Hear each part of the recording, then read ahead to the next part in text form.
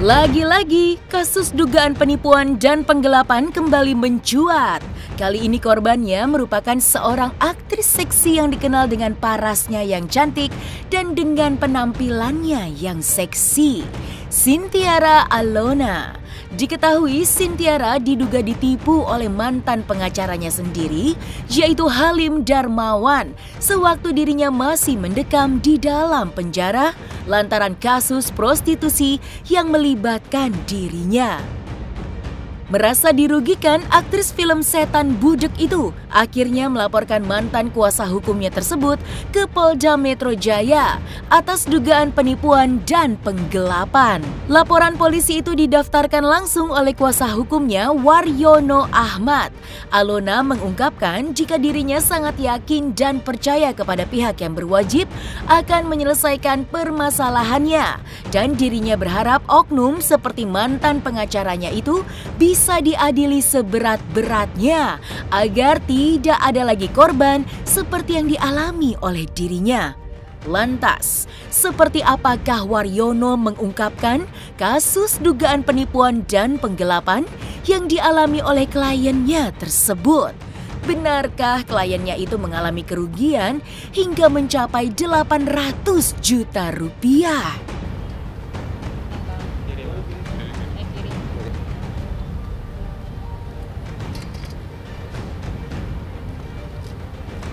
Laporkan Halim Darmawan, Dr. Halim Darmawan diduga tindak pidana penipuan dan penggelapan. Karena kita teman-teman udah tahu, kemarin kita udah kasih waktu ya kan, 1 minggu, terus kita kasih waktu lagi kemarin dari hari Jumat. Sebenarnya kita masih ada masih kasih kesempatan lah sampai hari Senin kan. Nah, sekarang karena sampai hari Senin juga nggak ada itikat baik, makanya kita lakukan dan ranah hukum, upaya hukum ya. Penggelapan aset ini yang di kos-kosan yang ada di Tangerang gitu.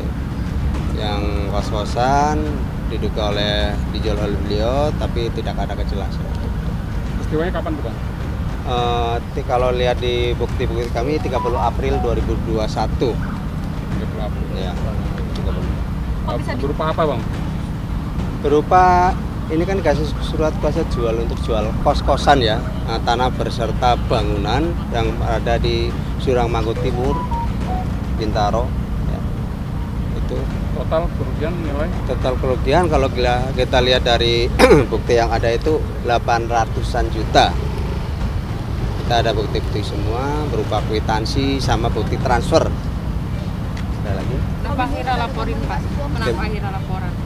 Ya karena kita kan namanya negara hukum ya. Kita udah kasih kesempatan, udah kasih somasi terbuka, suruh selesaikan secara kekeluargaan, tapi kan nggak ada itikat baik. Makanya dalam hal ini klien kami ya mau ngadu ke mana lagi kalau bukan untuk kepolisian kan. Kita waktu itu kan jelas statement beliau ya. Pengadilan ada, kepolisian ada, silakan. Kalau memang ada bukti-bukti kuat silakan laporan. Makanya hari ini kita kabulkan permintaan beliau. Kalau saya lebih percaya pihak berwajib. Karena pihak berwajib itu saya yakin akan sangat bijaksana menanganin kasus apapun. Kalau hitung-hitungan sama dia, ya, saya tidak percaya lagi. Dari awal pun nggak pernah hitung-hitungan dengan saya. Gitu loh. Jadi semuanya jujur saya akan lebih percaya dengan pihak berwajib masalah hitungan apapun itu. Karena saya tahu negara ini negara hukum, siapapun yang salah dihukum, termasuk saya melakukan kesalahan, saya dihukum dan saya sudah melewatin itu semua. Dan ini saya hanya meminta hak saya. Dan jangan sampai ada lagi lah yang namanya oknum-oknum ini ada korban seperti saya. Selain itu, nyatanya Sintiara Alona sebelumnya diketahui pernah dipenjara terkait kasus prostitusi. Masa-masa itu nyatanya tidak mudah ia lalui. Ia merasa tertekan dan tidak memiliki apa-apa untuk memenuhi kebutuhannya. Diakuinya kala itu hanya memiliki baju yang dikenakannya sehingga terbersit dalam benaknya untuk menjual aset berupa kos-kosan di Tangerang, Banten. Namun, karena masih menjalani masa hukuman, ia tidak bisa menjual asetnya. Hingga akhirnya Alona meminta Halim Darmawan, pengacaranya kala itu, untuk menjual aset miliknya berupa kos-kosan di Tangerang, Banten tersebut. Lantas, seperti apa Alona menceritakan masa-masa sulitnya selama berada di dalam penjara? Hingga kronologi dirinya yang akhirnya diduga tertipu oleh mantan kuasa hukumnya sendiri? Jadi saya itu kan waktu itu kan sangat tertekan ya. Tertekan, saya tidak memegang apapun, yang saya pegang itu adalah baju yang ada di badan saya aja. Di dalam itu kita butuh kopi, butuh air putih ya. Yang mana butuh sabun gitu kan.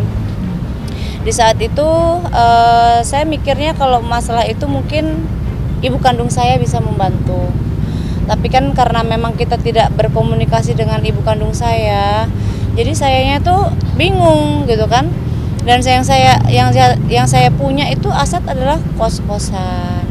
Kos-kosan tersebut akhirnya saya mau menjual. Sebenarnya mau menjual sendiri itu tidak bisa karena saya ini adalah narapidana, tahanan. Yang bisa menjual itu adalah kuasa hukum dan harus diberikan kuasa. Dan saya jujur, saya memberikan surat kuasa untuk menjual saja, bukan untuk menerima dana. Dan di saat itu ya waktu itu datangnya dia terus, sebelum saya tanda tangan didatengin terus lah saya.